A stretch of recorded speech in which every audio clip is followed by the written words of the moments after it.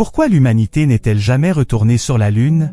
Si aujourd'hui nous avons des fusées réutilisables, des ordinateurs des millions de fois plus puissants et une technologie bien plus avancée que dans les années 1960, pourquoi personne n'a-t-il foulé ce sol depuis 1972? Est-ce parce que nous ne pouvons pas, ou parce que nous n'y sommes jamais allés?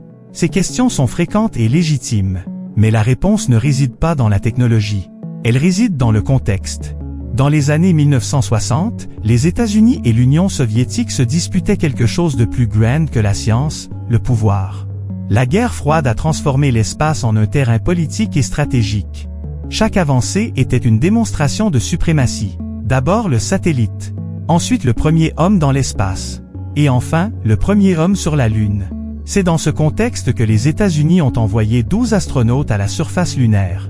La dernière fois, c'était en décembre 1972, avec Eugene Cernan et Harrison Schmitt. Ce n'était pas une mission isolée. Il y en a eu plusieurs. Planifiées, documentées et extrêmement coûteuses.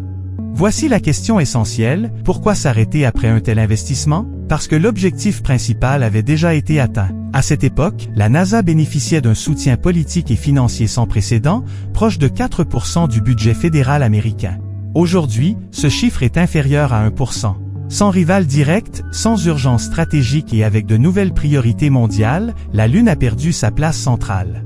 Et non, le fait de ne pas être retourné sur la Lune ne signifie pas que nous n'y sommes jamais allés. Des missions robotiques de différents pays ont cartographié les sites d'atterrissage, identifiant des structures laissées à la surface lunaire.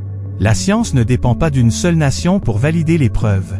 Alors pourquoi ce sujet revient-il avec autant de force aujourd'hui? Parce que le contexte a, une fois de plus, changé. La Chine progresse avec des missions lunaires, prévoit une présence humaine et des bases scientifiques. La Russie renforce ses coopérations stratégiques. Et les États-Unis répondent avec le programme Artemis, dont l'objectif est clair, retourner sur la Lune cette fois pour y rester. L'histoire montre une chose simple et directe, l'humanité n'a pas cessé d'aller sur la Lune par incapacité. Elle s'est arrêtée parce que, pendant un temps, ce n'était pas une priorité. Aujourd'hui, ça l'est de nouveau.